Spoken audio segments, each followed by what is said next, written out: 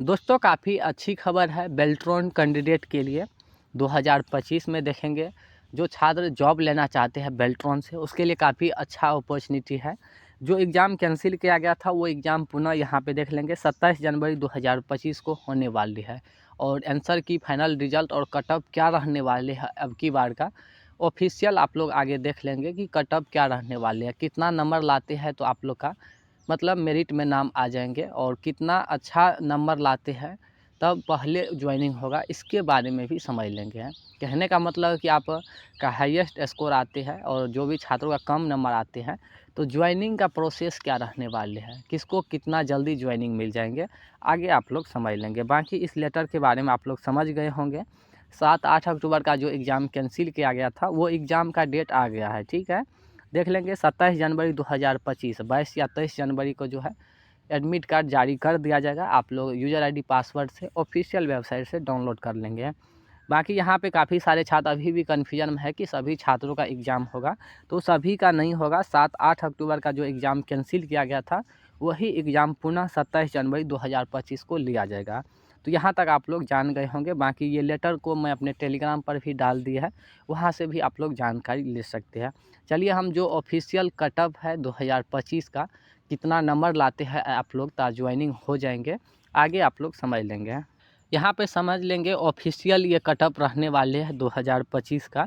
Bihar Beltron 2025 CBT और typing हम दोनों के बात करेंगे। यहाँ पे देख लेंगे सबसे पहले हम सीबीटी के बात कर लेते हैं कि आप लोग का सीबीटी में कितना नंबर लाते हैं तो क्वालिफाई होंगे। बाकी जो कट ऑफ रहने वाले हैं ऐसा कुछ भी कट ऑफ नहीं होता है बेल्ट्रॉन में, ठीक है। जहाँ पे समझ लेंगे सीबीटी 60 नंबर का क्वेश्चन पूछा गया था, जिसमें आप 30 नंबर लाते हैं तो क्वालिफाई हो जाएंगे। ये ऑफिशियल लेटर पे भी मेंशन है, ठीक है। 2025 कैटेगरी वाइज यहाँ पे कट ऑफ देख लेंगे सीबीटी का क्या रहने वाली है। जनरल, ओबीसी, ईबीसी और ईडब्ल्यूएस से जो भी कैंडिडेट आते हैं आप लोग 30 नंबर लाएंगे तभी क्वालिफाई होंगे, इसमें कोई छूट नहीं होगा। 29 लाते हैं, 28 लाते हैं तो आप डिसक्वालीफाई हो जाएंगे, यानी फेल हो जाएंगे। जो जनरल, ओबीसी, ईबीसी, ईडब्ल्यूएस से आते हैं तो ये आप लोग ध्यान में रखेंगे। आप लोग 30 नंबर लाएंगे तभी आप लोग क्वालिफाई करेंगे। बाकी 10 और 15% जो छूट दी जाती है वो इन लोग को दिया जाता है। यहाँ पे देख लेंगे SC ST के जितने भी फीमेल कैंडिडेट होंगे वो 27 नंबर भी लाती है तो वो क्वालिफाई हो जाएंगे, ठीक है। 10% उसको आरक्षण दिया जाता है। बाकी जो विकलांग कैटेगरी होंगे वो 25 नंबर भी लाती है तो क्वालिफाई हो जाएंगे। उन लोग को 15% जो है छूट दी जाती है, मतलब आपको सर्टिफिकेट होना चाहिए विकलांग का तभी आपको ये आरक्षण मिलेंगे, ठीक है। तो सीबीटी तक यहाँ पर आप लोग समझ गए होंगे।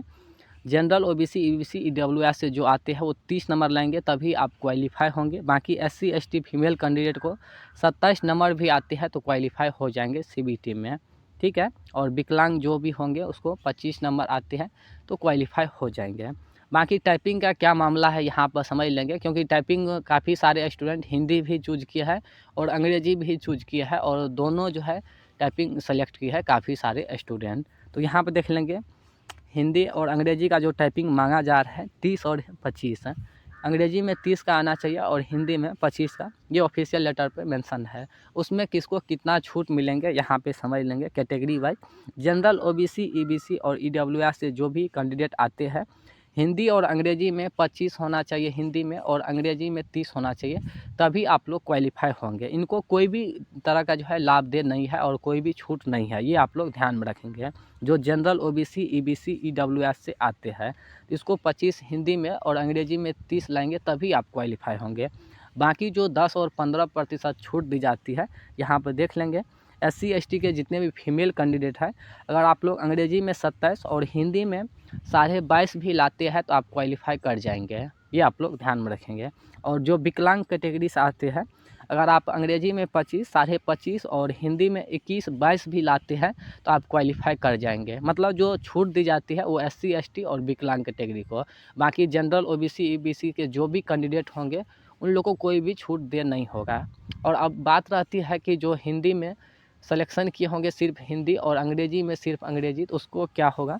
तो देखिए जो सिंगल टाइपिंग सेलेक्ट किए होंगे, अगर आप सिंगल में भी इतना नंबर जो यहाँ पर हम बताए हैं जो भी कैटेगरीज आते हैं उतना नंबर लाते हैं तो आपको जॉब मिलेंगे, ठीक है। और सिंगल जो हिंदी चूज किए होंगे, यहाँ पर हम जो कैटेगरी वाइज बताए हैं जितना नंबर के बारे में, उतना नंबर आते हैं तो आप लोग को जॉब मिलेंगे।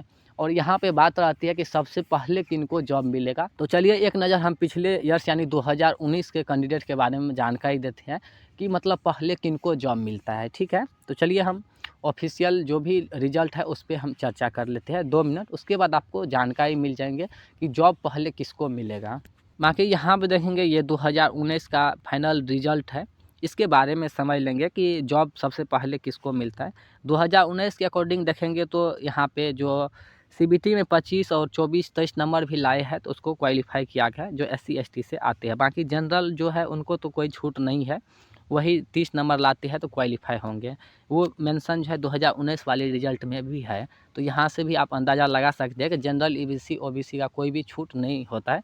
बाकी SC ST जो विकलांग है उसी को छूट होता है 10 और 15% आरक्षण में।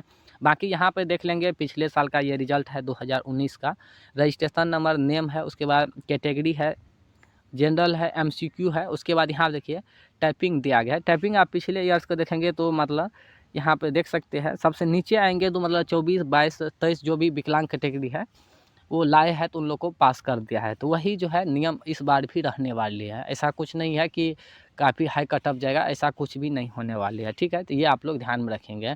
बाकी जो ऑफिशियल लेटर में मेंशन है 30 और 25 हिंदी में और 30 नंबर MCQ में, वो सिर्फ जनरल OBC EBC के लिए मान्य होगा। बाकी जो SC ST और विकलांग आते हैं तो उनको जो है 10% और 15% उसमें भी छूट दी जाएगी, ये आप लोग ध्यान में रखेंगे।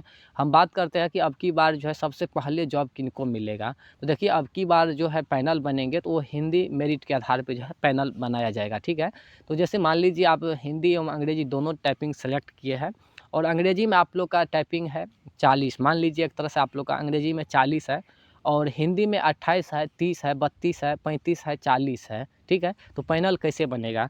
और काफ़ी सारे छात्र ऐसे हैं जिनका अंग्रेजी में 30 नंबर है और हिंदी में 35 है, 40 है, 45 है। देखिए हिंदी में जिनका जितना ज़्यादा मतलब स्पीड रहेगा उसको सबसे ऊपर लिया जाएगा। ठीक है, तो उसमें भी एक कंडीशन है, जैसे मान लीजिए 10 जनरल कैटेगरी का स्टूडेंट है और 10 EBC है, 10 OBC है और 10 SC ST है, तो सबका जो ऐसे नहीं है कि एक लाइन से मतलब जो है पैनल तैयार कर देंगे। यहाँ पे देख लेंगे नियम क्या है, यहाँ पे आएंगे अच्छे से आप लोग यहाँ पे ध्यान दीजिएगा 2 मिनट।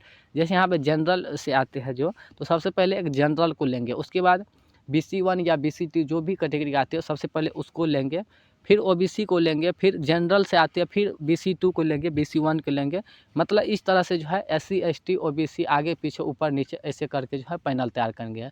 जैसे एक जनरल कैटेगरी को लेंगे तो दूसरा जो है BC2 को लेंगे। ठीक है, तो फिर जनरल को लेंगे, फिर SC ST को लेंगे, तो इस तरह से जो है मतलब पैनल तैयार किए जाते हैं।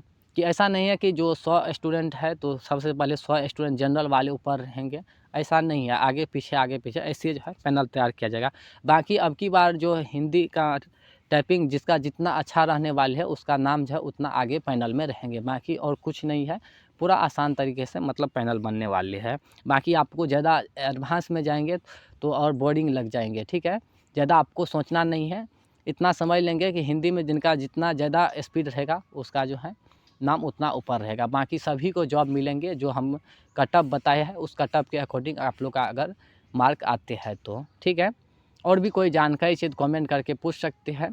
बाकी वीडियो को हम यहीं से समाप्त करते हैं। रिजल्ट आप लोग का देखेंगे 27 जनवरी को एग्ज़ाम हो रहा है, उसके बाद 10 या 15 फरवरी से पहले जो है आंसर की पब्लिश किया जाएगा। आंसर की जैसे ही पब्लिश किया जाएगा तो उसमें जो भी छात्रों को लग रहा है कि हमने आंसर सही दिया है और बेल्ट्रॉन गलत कर दिया है तो आप उस पर ऑब्जेक्शन लगा सकते हैं। 50 रुपया लगता है ऑब्जेक्शन करने का। ठीक है, और ऑब्जेक्शन जैसे ही करेंगे तो 2 से 3 दिनों के अंदर जो है ऑब्जेक्शन का रिजल्ट आ जाते हैं। ठीक है, तो सबसे पहले आंसर की होंगे, ऑब्जेक्शन का रिजल्ट आएंगे, उसके बाद जो है फाइनल रिजल्ट प्रकाशित किया जाएगा। तो ये आप लोग ध्यान में रखेंगे, इतना समझ लेंगे। मार्च तक में जो है आप लोग का पैनल तैयार हो जाएंगे। ठीक है, अप्रैल से जो है ज्वाइनिंग भी स्टार्ट हो जाएंगे, क्योंकि जैसे ही पैनल तैयार होते हैं उसके बाद 1 मंथ जो है KYC में समय ले लेते हैं। तो ये आप लोग ध्यान में रखेंगे। बाकी डॉक्यूमेंट क्या सब तैयार करके रखना है, ये सभी जानकारी आपको रिजल्ट जैसे ही आते हैं तो आपको उससे पहले ही जानकारी दे दी जाएगी। तो जो भी पहली बार इस चैनल पर विजिट कर रहे हैं और आप बेल्ट्रॉन में जॉब लेना चाहते हैं, बेल्ट्रॉन से कोई भी इन्फॉर्मेशन चाहिए तो आप इस चैनल को सब्सक्राइब कर लेंगे। धन्यवाद।